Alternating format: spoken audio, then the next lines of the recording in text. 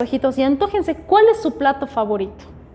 Ese plato por el cual matan gente, lo que sea, y corren y no pueden decir no a ese plato. Por favor, cierren los ojos y visualicen, así antójense que nuestras glándulas salivales allá adentro empiecen a funcionar. Amén. Visualicen ese plato exquisito que está ahí en la mesa calientito. Amén. ¿Ya estamos? ¿Sí? Amén. ¿Por qué un poquito esta dinámica? Porque, bueno, cuando nosotros tenemos hambre, ¿sí? Esa hambre voraz, ¿no ve? Como que no puedo aguantar, tengo hambre. Pues hay una necesidad en nuestro cuerpo físico, amén. Tenemos un vacío en el estómago y empieza un desespero en nosotros porque necesitamos alimentarnos, amén. Físicamente necesitamos alimentarnos, amén. Esa necesidad que hay en nuestro cuerpo, quiero que la tenga ahí latente durante toda la enseñanza, por favor, para que podamos entender lo que el Señor nos quiere decir. Amén. El título de la enseñanza es Tu guisado favorito. Amén. Y vamos a tocar la historia. Esta luz es de aquí. Vamos a tocar la historia de dos personajes bíblicos que han hecho, bueno, más uno que el otro, pero que enseñan mucho a nuestras vidas. Vamos a tocar la vida de Esaú y Jacob. ¿Recuerdan esta historia, amén? Vamos a recordarlo un poquito hoy de manera veloz para poder entender lo que el Señor nos dice, amén. No quite de su mente el plato que habíamos visualizado a un principio. La siguiente, por favor. Vámonos al libro de Génesis, capítulo 25, versos del 21 al 26. ¿Qué nos dice? Y prestemos atención a los pequeños detalles, por favor. Nos dice, y oró Isaac a Jehová por su mujer, que era estéril, y lo aceptó Jehová y concibió Rebeca, su mujer. Y los hijos luchaban de dentro de ella, y dijo, si es así, ¿para qué vivo yo? Y fue a consultar a Jehová y le respondió Jehová, 2 naciones hay en tu seno, y 2 pueblos serán divididos desde tus entrañas. Un pueblo será más fuerte que el otro pueblo, y el mayor servirá al menor. ¿Qué dice? El mayor servirá al menor. Vamos a, por favor, tomar en cuenta los detalles, porque realmente el Señor es tan bueno que en los pequeños detalles están las grandes enseñanzas. Amén. Vamos con la siguiente, por favor. Estamos hablando entonces que da a luz Rebeca, era estéril. Isaac ora, Jehová le dice, ok, vas a ser papá, y da a luz a mellizos, amén, que son Esaú y Jacob. Dice, cuando se cumplieron sus días para dar a luz, he aquí había gemelos en su vientre, y salió el primero rubio y todo velludo, como una pelliza, y llamaron su nombre Esaú. Después salió su hermano, trabada su mano al calcañar de Esaú. Estaba agarrado de su pie, ¿no es cierto? Espérame, yo contigo, ¿no ve? Y fue llamado su nombre Jacob, y era Isaac de edad de 60 años cuando ella los dio a luz. Amén. Vamos con la siguiente. Esaú vende su primogenitura. Vamos a hablar hoy día sobre la primogenitura. ¿Quiénes de aquí son primogénitos? O sea, hijos mayores. Somos nomás hartos. Amén. Amén. Vamos a hablar hoy sobre lo que es la primogenitura de manera espiritual, ¿sí? Tomando todo lo que es el contexto de lo que significaba el ser primogénito en lo que es Israel. Amén. Y crecieron los niños, dice, y Esaú fue diestro en la casa. ¿Quién era Esaú? El mayor, el primogénito, hombre del campo. Pero Jacob era varón quieto, que habitaba en tiendas. 28 nos dice, y amó Isaac a Esaú, porque comía de su casa, mas Rebeca amaba a Jacob. Y guisó Jacob un potaje, y volviendo Esaú del campo cansado, dijo a Jacob: te ruego que me des a comer de ese guiso rojo, pues estoy muy cansado. Por tanto fue llamado su nombre Edom. Tenemos aquí el contexto: Esaú vuelve de trabajar y está muy, ¿qué dice la palabra? ¿Puedes repetir? Cansado. ¿Cuántos de nosotros no nos hemos cansado? Muchas veces, por el trabajo, por lo que ustedes quieran. Muchas veces nos hemos cansado. Esaú estaba cansado. ¿Y qué le dice a su hermano?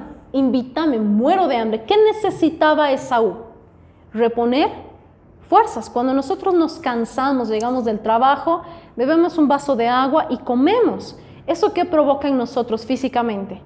Reponemos fuerzas, ¿no es cierto? Como que nos ayuda a seguir adelante nuestra jornada de la tarde, por ejemplo. Se me ocurre a mediodía que llegamos del trabajo hambrientos, sedientos, almorzamos bien y nos vamos en la tarde. Siempre nos da un poco más de energía, ¿amén?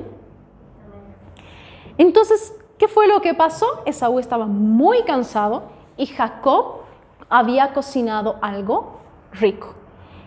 ¿Cuál fue la necesidad? Tan fuerte fue la necesidad de Esaú. Vamos a ver la siguiente, por favor. Y Jacob respondió, miren la astucia de Jacob, dice: véndeme en este día tu primogenitura. Véndeme, le dice Jacob. ¿Qué le responde? Entonces dijo Esaú: he aquí, yo me voy a morir. ¿Para qué pues me servirá la primogenitura? Y dijo Jacob: júramelo en este día. Y él le juró, y vendió a Jacob su primogenitura. Entonces Jacob dio a Esaú pan y el guisado de las lentejas. Y él comió y bebió y se levantó y se fue. Así menospreció Esaú la primogenitura. Nos narra la historia en la Biblia. La siguiente, por favor. Vamos a ver qué significaba primogenitura, de dónde viene la palabra. Del hebreo bekoá, ¿sí? Y el griego no puedo pronunciarlo, pero este es el griego. ¿Y qué significa? Derechos o privilegios que corresponden al hijo mayor. De acuerdo con la ley hebrea, esto le permitía, primero, suceder a su padre como jefe de familia. El papá muere, ¿y quién es el jefe de familia? El primogénito, el mayor. Segundo, heredar una porción doble de los bienes del progenitor. O sea, yo tengo una casa, divido entre 5, pero al primogénito le toca una porción más, ¿verdad? Para el pueblo de Israel, el primogénito era muy importante, y hasta el día de hoy, obviamente muchas familias que no está el papá y el hermano mayor, pasa a suceder esta responsabilidad, ¿sí? Pero ¿qué se supone que pasa espiritualmente? Nosotros sabemos que el primogénito es Israel. Amén. El primogénito espiritual es Israel. A un principio, Israel era el pueblo escogido de Dios. Amén. ¿Qué pasa con el pueblo de Israel? Vemos a lo largo de la historia todo lo que narra la palabra con el pueblo de Israel. Y al final, en Apocalipsis también habla sobre lo que es el pueblo de Israel. No podemos decir que Israel ha perdido su primogenitura por falta de creer en el Señor. No podemos meternos en esa área, pero sí quiero que tomemos en cuenta que Israel era el primogénito. Entonces, ¿qué significa esto? Que tenía doble porción, que era el escogido, que bla, bla, bla. Ahora, vamos a meditar un poco. A un principio decía, el mayor servirá al menor. Ya estaba escrito. Vemos cómo Dios lo sabe todo. Es omnipresente, omnisciente y omnipotente, amén. Lo sabe todo. Ya estaba escrito desde un principio lo que iba a suceder. Ahora, Jacob agarra la primogenitura. Posterior a esto, Isaac estaba ciego. Y al momento de dar la herencia, ¿qué hace Jacob? Al final le engaña, ¿sí o no? Se pone un guante, un medio peludito, porque Esaú era peludito, dice la palabra, ¿verdad? Era velludo. Entonces, como el papá era ciego, la manera de distinguirlos era así. Entonces, Jacob va y recibe la doble porción. Esaú nunca recupera la primogenitura. Amén. Antiguamente se podía cambiar la primogenitura, venderla como hizo Esaú, o podías perderla por alguna mala acción. Ejemplo, posterior a eso, el hijo mayor de Jacob, que era Rubén, pierde su primogenitura a causa de ¿qué? Lo que hicieron con José. Si se dan cuenta, por ser hermano mayor, todo lo que han empezado a fraguar con José y demás, recae sobre Rubén y pierde la primogenitura. Entonces, antiguamente esto funcionaba así. Podías perder la primogenitura por portarte mal o por cambiarla. Aquí vemos que Esaú no le importó. Claro, más adelante, ahí no ve, cuando quieres reclamar ya no puedes, ¿por qué? No te corresponde. Cuando viene Jesús, ¿qué es lo que pasa? La siguiente, por favor. Romanos 8:29 nos dice, porque a los que antes conoció, también los predestinó para que fuesen hechos conforme a la imagen de su Hijo, para que Él sea el primogénito entre muchos. ¿Quién es ahora el primogénito? Jesús. A partir de que viene Jesús, es sacrificado por nosotros, etcétera, etcétera, Él es el Hijo primogénito. Él es de todo primogénito, en resurrección, etcétera, etcétera. La Biblia lo menciona como el primogénito. Y aquí viene lo increíble, que esta tarde espero en Dios que podamos meditar en esto y podamos cumplir a cabalidad. La siguiente, por favor. En Colosenses dice, 1:15 al 19, dice, Él es la imagen de Dios invisible, el primogénito de toda creación, porque en Él fueron creadas todas las cosas, las que hay en los cielos y las que hay en la tierra, visibles e invisibles, sean tronos, sean dominios, sean principados, sean potestades. Todo fue creado por medio de Él y para Él, dice la palabra. Y Él es antes de todas las cosas y todas las cosas en Él subsisten. Y Él es la cabeza del cuerpo de la iglesia, el que es el principio, el primogénito de entre los muertos, para que todo tenga preeminencia, por cuanto agradó al Padre que en Él habitase toda plenitud. Cuando nosotros hablamos del sacrificio que hace Jesús en el Calvario por nosotros, atribuimos a lo que es la salvación. ¿Amén? ¿Cuántos somos salvos? Amén. Atribuimos a la salvación a la vida eterna, que es el primer llamado. ¿Recuerdan los que hemos podido estar en la célula el día martes? Hablábamos de nuestro primer llamado, que es vida eterna. Hemos sido llamados a la vida eterna. Amén. Gloria a Dios por eso, pero hay algo más. Hay algo más poderoso en esto. Amén. Cuando Jesús se convierte en el primogénito y viene y nos da salvación, nos da algo más. ¿Qué es? Estrellita al que me responde. ¿Qué es? Menos el pastor. No. La vida eterna se nos ha dado, ese es nuestro primer llamado. Hemos sido llamados a vida eterna, dice la palabra. Algo más nos ha dado. ¿Qué es?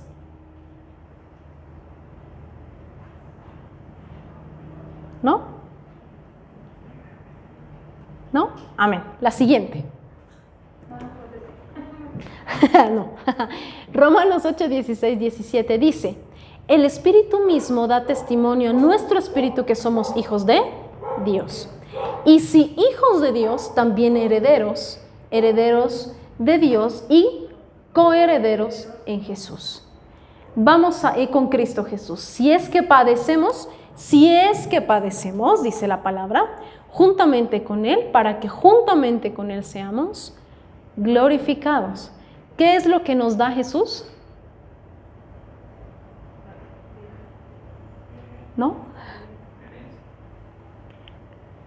Nos da, volvamos a leer, dice, y si hijos somos hijos, amén. Amén. Amén. Y si hijos también herederos, herederos de Dios y coherederos juntamente con. ¿Qué significa esto?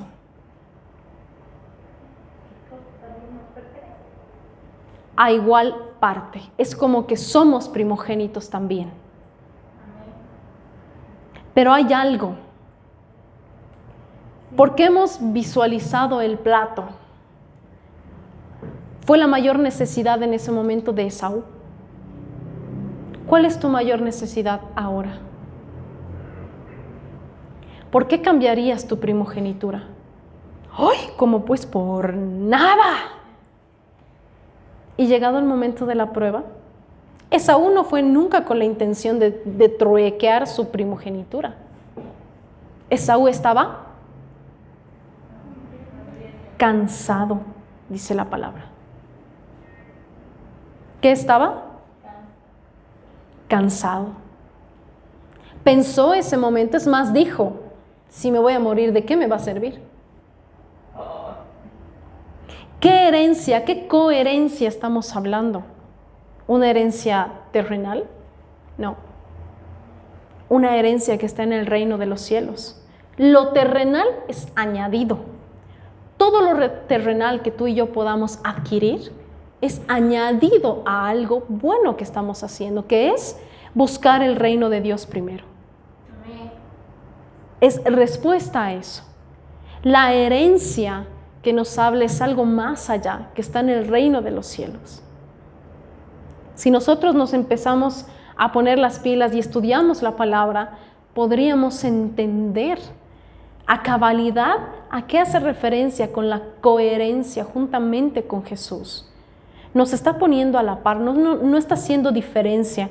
Si usted entiende, cuando leíamos la historia de Esaú y Jacob, decía que Isaac amaba a Esaú y Rebeca a Jacob. Dios, no está haciendo eso. Nos está amando a todos por igual. Pero hay un detalle aquí. ¿Cuántas veces no han cambiado su primogenitura? ¿Cuántas veces no he cambiado mi primogenitura? Muchas veces sin darnos cuenta, entre comillas, porque todo es consciente. ¿Cuántas veces hemos dicho, ya para qué? ¿De qué me sirve ahora? Lo mismo que Esaú, ¿verdad? Si me voy a morir, ¿de qué me sirve? Tómate los regalo. ¿Se imaginan en la parte espiritual lo que estamos haciendo? Estamos renunciando a ser hijos de Dios. Le estamos diciendo al Señor, Señor, ya no, gracias, chao. Ya no puedo. Cuando tú y yo decimos, ya no puedo, estamos renunciando a una primogenitura. Estamos renunciando a la potestad de ser hijos de Dios. ¿Y así qué nos queda? ¿Y así qué podemos hacer? Cuando la Biblia nos dice que se nos es entregado la potestad, ¿qué significa potestad? ¿Qué significa? Nos está dando autoridad frente al resto, a los que somos hijos de Dios. Entonces, si llegamos a ser primogénitos juntamente con Jesús, ¿se imaginan el valor de su sacrificio? Hemos sido llamados a vida eterna. Gloria a Dios, tengo vida eterna, tengo salvación. Pero cuando decido cambiar mi plato por un plato de lentejas, imagínense eso, su guisado. A mí no me gusta la lenteja, jamás lo hubiera hecho. Imagínense su necesidad, esa hambre voraz. ¿Que ocasiona qué? El afán. La Biblia nos dice que no nos afanemos por nada. Pregunta, El día de hoy, ¿quiénes no se han afanado? Levanten la mano. Por lo tanto, hemos llegado a este lugar ¿cómo? Cansados. Si ahora viene el enemigo y te presenta algo que tú necesitas, ¿por qué él es así? Él es así. Entra en nuestra mayor necesidad, como lo hizo con Esaú. No la dudamos, cuando estamos desesperados no la dudamos. Y cuando queremos recuperar nuestra primogenitura, ¿con qué nos encontramos? ¿Saben qué es lo increíble de todo esto? Que antiguamente no se podía recuperar la primogenitura. O sea, chau París, la vendiste, la perdiste, no puedes hacerlo. Cuando viene Jesús a morir por nosotros, no es que viene e invalida la ley, no es que la ley ahora no es válida, si no fuera todo un desbarajuste total, sino que añade algo más, que es Él.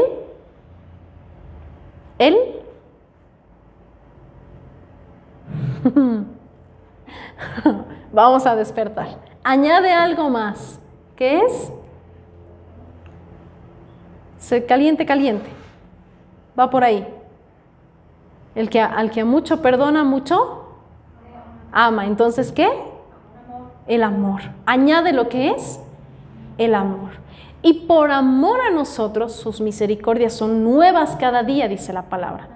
Entonces es como que nosotros hacemos un rebobinar, ¿no ve? O sea, termina 2 en punto y si tenemos el privilegio de despertar, empezamos un nuevo día con misericordias nuevas. Sin embargo, nosotros como hijos de Dios deberíamos vivir no por misericordia, sino por gracia. ¿Qué significa esto? ¿Qué significa el vivir por gracia y no por misericordia? Sabemos que es la misericordia. ¿Qué es la misericordia? No recibir lo que mereces. ¿Qué es gracia? ¿Qué es gracia? Recibir lo que no merecemos, como que al revés, ¿verdad? ¿Y por qué nosotros como hijos de Dios ya no deberíamos vivir por misericordia? Porque deberíamos aprender a caminar en obediencia. Amén. Porque cuando nosotros vivimos por misericordia significa que andamos metiendo la pata todo el tiempo. ¿Es verdad? Es verdad. Pero llega un momento donde tú y yo nos acostumbramos a meter la pata y nos acostumbramos a que el Señor tenga misericordia de nosotros. Y es ahí donde empezamos a perder nuestra primogenitura. Es ahí donde empezamos a soltar algo que nos pertenece. Lo increíble y lo chistoso de esto es que nosotros soltamos lo que nos pertenece. Yo entrego lo que me pertenece, digo aquí un ratito. Por eso nosotros debemos aprender a vivir por gracia. La gracia es ese regalo inmerecido. Tú y yo no merecíamos, pero ahora vamos a empezar a caminar para que en algún momento podamos alcanzar y merecer este regalo. Esa es la idea. Pero cuando tú y yo nos cansamos, entre comillas, cuando tú y yo nos distraemos de nuestro objetivo, cuando tú y yo nos confundimos, se nos es fácil entregar nuestra primogenitura. ¿Y por qué pasa esto? Por el orden de nuestras prioridades. Muchas de nuestras veces, de nuestras peores batallas, según nosotros, es por cuestión de prioridades. Porque cuando el Señor nos dice, busca primero el reino de Dios y su justicia, y el resto es añadido, ¿quién de nosotros busca primero el reino de Dios y no busca primero la añadidura? No levante la mano. Respóndase a sí mismo. Por naturaleza, por ser seres objetivos, ver y palpar cosas, vamos primero por la añadidura, porque según nosotros la añadidura es palpable. Entonces, ¿qué sucede? todos mis problemas son por culpa de la añadidura. Porque no alcanzo, porque no me es suficiente, por X, Z motivo. Cuando cambio el orden y empiezo a buscar el reino de Dios, pareciera que todo se complica más. Seguramente hemos escuchado, o de nosotros ha nacido el que me acerco a Dios y peor me va. Para eso estaba mejor en el mundo. ¿Alguna vez has debido escuchar o hemos mencionado esta situación? ¿Y por qué será que ocurre esto? Porque es verdad. Pero hay alguito. ¿Qué dice la palabra? Si es que padecemos juntamente con Él. En otra porción de la palabra dice que hemos sido formados para la batalla. Hemos sido formados. Entonces, ¿dónde está el problema? En nuestras prioridades. ¿Cuál fue la prioridad de Esaú? Saciar su necesidad carnal. Él no midió la consecuencia. Cuando después quiso, ya no pudo. No vaya a ser que cuando tú quieras o yo quiera recuperar mi primogenitura sea tarde. Dice la palabra, busca a Dios mientras pueda ser hallado. ¿Qué significa? Que va a haber un tiempo en que no vamos a hallar su presencia. Y para ese día tú y yo tenemos que estar.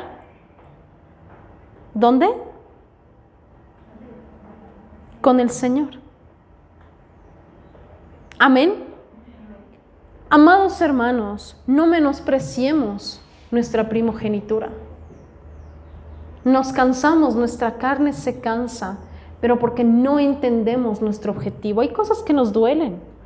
La situación que está pasando ahora nos duele, nos preocupa, etc.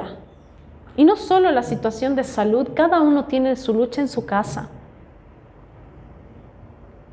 La clave está en que tú y yo no podamos salirnos del norte. ¿Qué dice la palabra? Que el enemigo está como león, rugiente, viendo a quién devorar.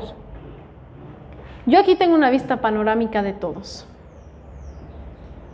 Puedo ver quién es medio robustito, medio flaquito, medio altito, medio chiquitito. ¿Cuál es la característica del león? ¿Por qué presa va? Por el más chiquitito, por el más débil, por el más flaquito, el que él sabe que no va a poder correr porque el león no tiene resistencia. El león se cansa súper rápido. Entonces, para que él pueda cazar, necesita una presa débil, necesita a alguien que no pueda correr. Generalmente los animales que ellos comen están en manada, así como nosotros, ¿verdad? Estamos sentados aquí. Entonces el león está viendo a quién devorar. Espiritualmente es de igual forma. ¿Y cómo el enemigo se da cuenta? Cuando estamos cansados.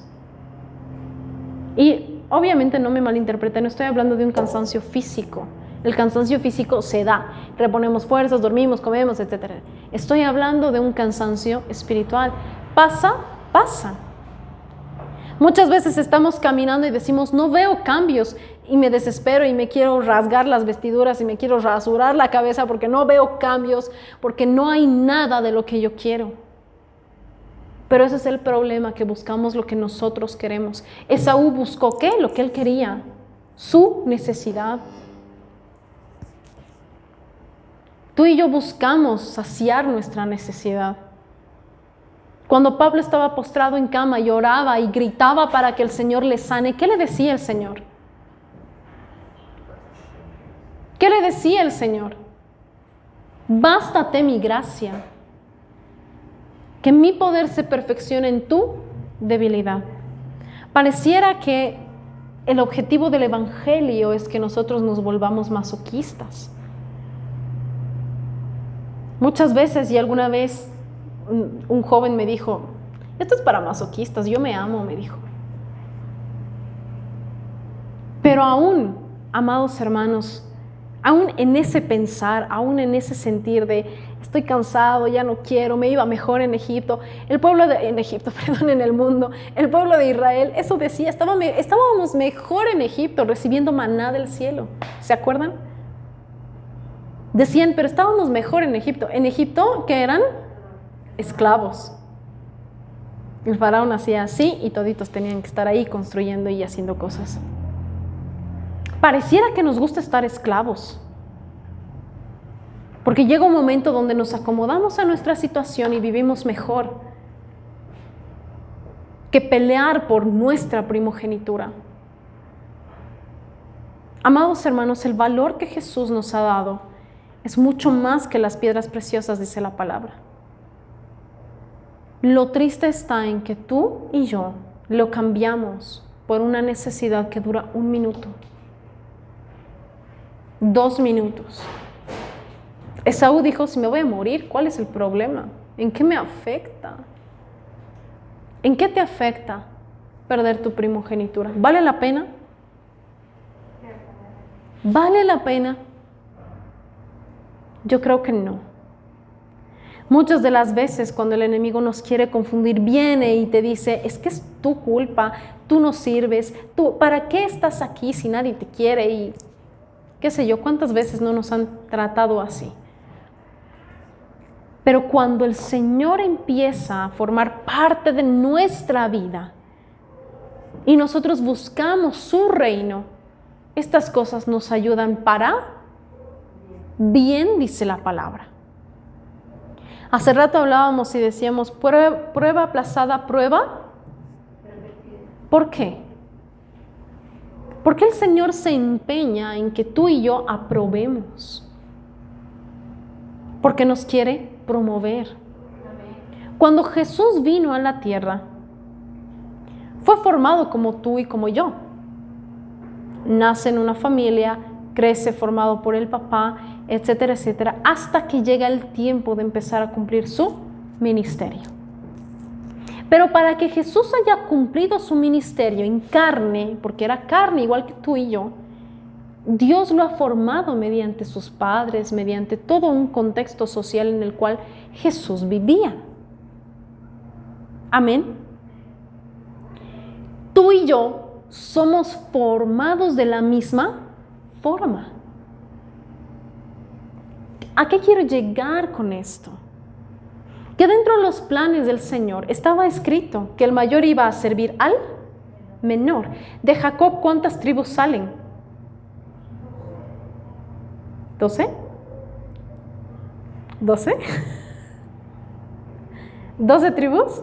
¿Quién da más? ¿Quién da menos? Salen 10 tribus. Amén. Son 12 hijos y nacen 10 tribus. Luego vamos a estudiarlo. Amén. Salen 10 tribus y así sucesivamente de Jacob y José, y conocemos la historia y conocemos absolutamente todo lo que sucede. ¿Cuál es la diferencia entre tú, yo y esas personas? ¿Cuál es la diferencia? Ninguna. Ninguna. ¿Quién pone límites? Somos nosotros. ¿Quién renuncia a la primogenitura? Somos nosotros. Entonces, en el momento cuando tú y yo estemos queriendo recuperar la primogenitura, recordemos, yo la he dejado de a gratis, yo he soltado por esto que me aqueja, por esto que no tenía sentido. Yo les pregunto, ¿qué vale la pena en la tierra para cambiar tu primogenitura? ¿Hay algo? ¿Los hijos? Es duro que respondamos no. Pero amados hermanos, muchas veces el enemigo nos hace sentir tan inferiores que creemos que en las personas vamos a encontrar salvación. Que por yo sentirme bien con una persona voy a encontrar la paz, voy a encontrar lo que mi alma necesita ser saciada. Yo les pregunto, y por favor, es una pregunta retórica. ¿Han podido saciar sus almas? ¿He podido saciar mi alma fuera del Señor? Aún en el camino del Señor hemos saciado nuestra alma. O hay cosas que que quisiera, que necesito esto para terminar de ser feliz. Orden de prioridades. Amados hermanos, necesitamos cambiar nuestro orden, nuestra forma de pensar. Con esto no estoy diciendo que ahora botamos trabajo, botamos colegio, botamos todo y me dedico al Señor. Donde tú estás, si no tienes el llamado de estar 24/7 con el Señor, donde tú estás es donde Dios quiere que tú actúes. Si estás en casa, si estás en el trabajo, si estás en el colegio, si estás en la computadora, es donde Dios quiere que tú actúes. Amén. Amados hermanos, no menospreciemos nuestra primogenitura, nos toca a doble porción, porque somos coherederos juntamente con Jesús. Él nos comparte su primogenitura. ¿Pueden entender? A ver, hermanos mayores, ¿quiénes eran? Amén. Alguna vez yo me he puesto a pensar y preguntaba y decía, ¿por qué será que era tan valiosa la primogenitura? Y aún para el Señor, recordemos que una de las plagas que mandó a Egipto era la muerte del primogénito. Ahí podemos denotar que la importancia del primogénito era pues a full, incluso para Dios. Alguna vez me puse a meditar con respecto a esto y dije, ¿por qué? Al final tiene que haber una razón que por qué el primogénito. Y si nosotros nos ponemos a pensar un poco, cuando nace el primer hijo, papás, ¿qué es nuestro experimento o no? Suena feo, ¿no ve? Pero sí o no, ¿verdad? El mayor está sujeto a muchos cambios. Para empezar, es el primero, los papás primerizos, metemos la pata y así sucesivamente. Nace el segundo y es otro proceso de adaptación porque hay alguien más que se roba el trono, decimos, ¿verdad? Entre comillas. Si hay un tercero o un tercero, ¿no ve? Y hay otra nueva adaptación. Después van creciendo, anda, cuídale a tu hermano, anda esto, ¿verdad? El hermano mayor siempre asume una responsabilidad extra. Amén. Entonces yo decía, seguramente por eso nos toca doble porción de bendición, porque nos merecemos. Pero amados hermanos, quiero que nos pongamos a pensar esta situación. Cuando Jesús nos da parte de la primogenitura, conlleva una responsabilidad. Jesús fue ejemplo. ¿Por qué somos cristianos? Porque seguimos el ejemplo de Cristo. Nosotros somos ejemplo de ¿quién? ¿Se dan cuenta la responsabilidad? Si nosotros salimos afuera, cristianos somos, ¿qué dicen ahora? No, los cristianos son unos maleantes, unos mentirosos, unos tales, unos cuales. Para ser cristiano prefiero estar donde estoy, ¿sí o no?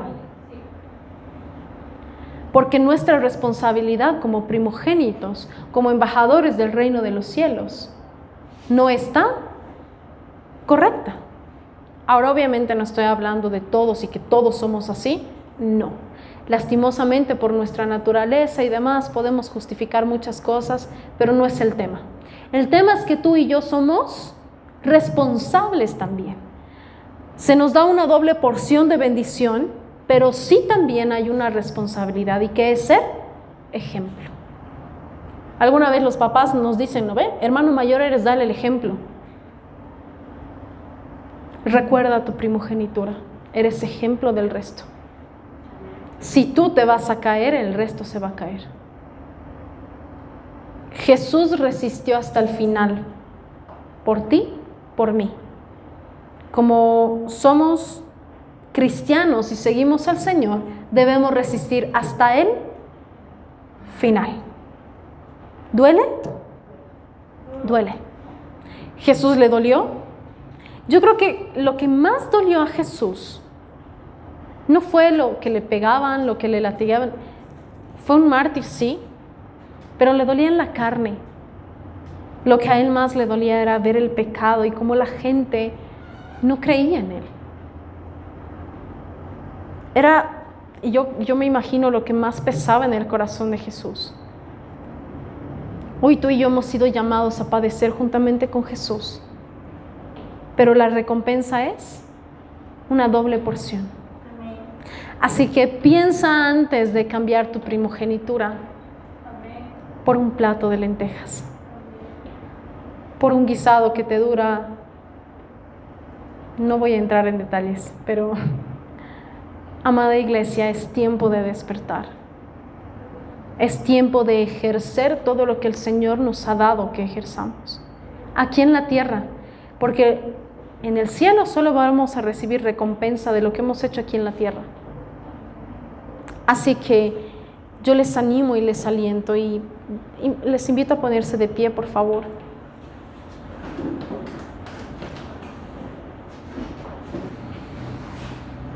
Hay muchos predicadores que dicen que el reino de los cielos es para personas osadas y valientes, amén. ¿Quiénes de aquí nos consideramos osados y valientes?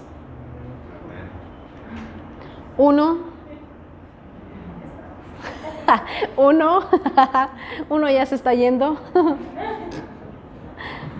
¿Quiénes nos consideramos osados y valientes? Ocha, ya pues, por fe, aunque sea. Por fe. Amados hermanos, dice la Biblia que se nos ha dado espíritu de poder, amor y otra vez, Dios nos ha dado espíritu de Poder, amor y dominio propio. Ahora creyendo, Dios nos ha dado espíritu de Poder, amor y dominio propio. ¿Qué más necesitas? ¿Qué más necesito? Solo creer. Ahí donde estamos vamos a orar. Si me puedes acompañar con la guitarra, por favor. Gracias.